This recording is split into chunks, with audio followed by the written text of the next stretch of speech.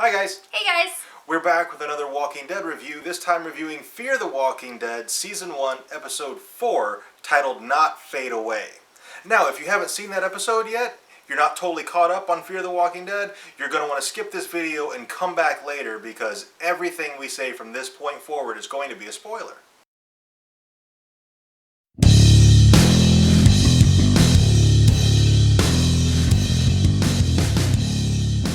Okay, wow, so for an episode where not a lot happened, a lot happened.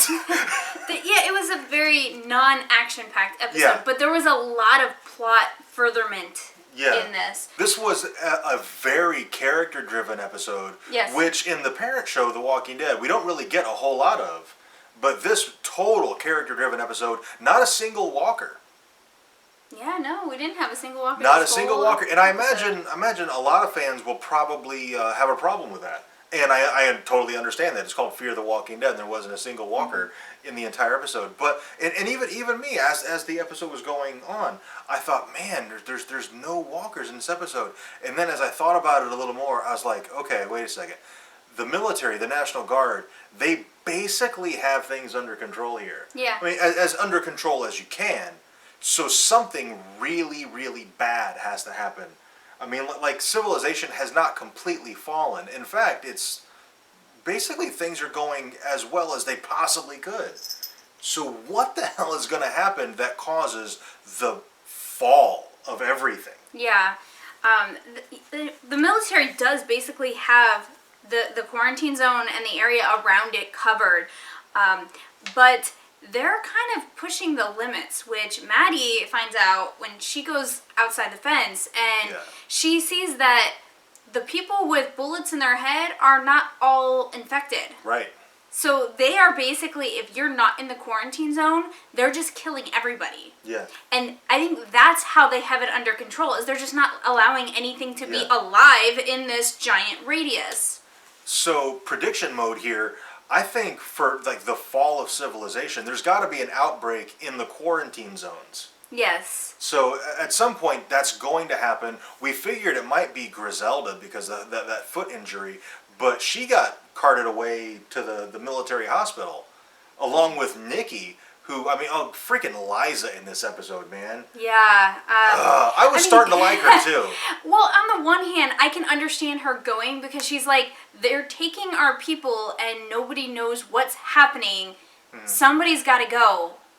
And, somebody who's not involved in it needs to go, who is capable of doing something. And but I don't really think that's where her yeah, I mindset don't really think so is. either, but that's what I'm like, that's what I was thinking was, at least she's there, so if things are bad, maybe she can get Nikki and get out of there. I think that's probably where the plot's going to go. Yeah. I don't think that's where her mind is. Yeah. I think I think the doctor got through to her. Like, if you want to help some people, we have a lot of people who need help, and you can do that. And basically, she stroked her ego. Is really what she did. Everything she's been doing since they were quarantined has just been taken away from her. So she now serves no purpose at home. So I think that had a lot to do with her deciding to go. Yeah. And so she basically inadvertently ratted out Nikki. Yeah.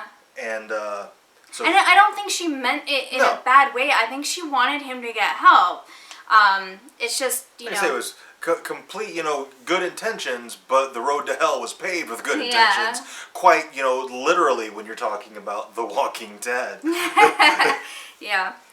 But I do think something bad's going to happen at the hospital. Obviously, if you have a hospital filled with sick people, I think a couple people are going to turn, and it's just going to be a domino effect, and things are going to go downhill. And right now the story we've gotten basically is the suburbs. As far as like L.A., the city proper, we have no idea what's going on there. Yeah, it could be a total mess. It could be a million walkers over there, and they're just making their way toward these quarantine zones. We don't know. We've not gotten any insight into that. Now, Travis through this whole entire episode was just frustrating, infuriating because he thinks, the military's here, they're gonna fix everything. We're being saved. Well, his mentality is actually very contradictory. There's a duality going on with his personality because he is totally against guns. Like, he threw a fit when Daniel Salazar was showing Chris the gun. But he's totally down for the military taking control. Yes. So there's this conflicting in going on in his personality, which is totally realistic. I mean, yeah, that is, it's completely realistic. yeah, that's the way people are. We're not totally consistent within ourselves. But it's freaking infuriating when he's there, not really rubbing elbows, but at least, well, the guy in charge, he calls him Mr. Mayor. Yeah. And so... Obviously, he's helping out the community, and he's Well, he's kind of their helping out- liaison yeah. with the military.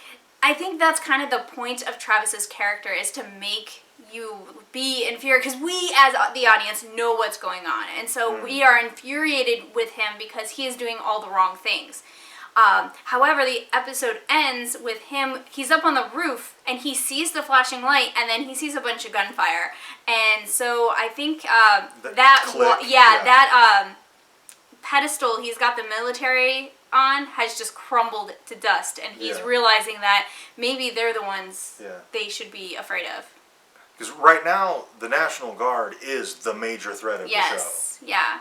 I want to talk for a minute about Ophelia. She has actually a pretty interesting story if you dig a little bit deeper into what's going on. She's trying to get medicine. Yes. And she's not sleeping with one of the guardsmen, but she's flirting with him and making out with him. So do they have a genuine relationship, or is she just doing that? Is she using him to get the medicine? Yeah, and now that her mother's gone, will she pursue that? Now, I do think she actually has, like, it's an actual relationship. You think she has the feels? Yeah, I think she does, because she's not the type of, she just doesn't seem like the type of person who would do that, especially growing up in the family that her very father, very strict, yeah. And I just kind of got the impression that the whole thing was kind of new to her. Like, I don't think she's ever really been in a real relationship. She doesn't seem like she has. Yeah, so I don't think that was her intention, although I don't think she allowed her feelings for him to get in the way of her utilizing that to possibly get like she was drugs, able to compartmentalize a little yeah, bit. like she's like, I like him, but I also realize he can get me what I need, so I'm going to use that as well. And the other really interesting thing that happened in this episode is Madison went outside the fence to basically explore a little bit, but maybe to look in on that flashing light that Chris saw. Yeah, and I think it was just to kind of canvass the outside and see what the military's hiding, because they won't let anybody out. Yeah. So I think she was just, it was curiosity. She wanted to see what was going on. Well, she knows not everything's not on the up and up. Yeah, she's very suspicious of them. So we basically touched all the topics that we had written down for this episode. But one thing I want to talk about is the military.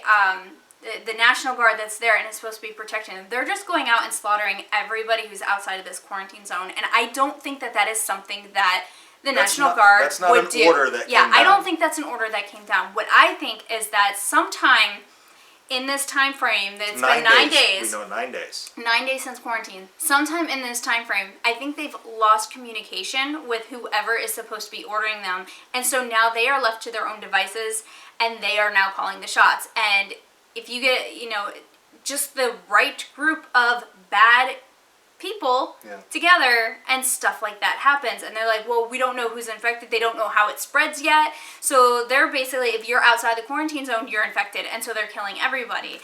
But I don't think that's an order from up above. I think that's contained to this quarantine zone, and obviously they have some sort of communication with the hospital, but it's probably because they can drive there. But I think communication as a whole, like, there is no communication for day-by-day stuff. There's no orders coming down. They're doing things their own way.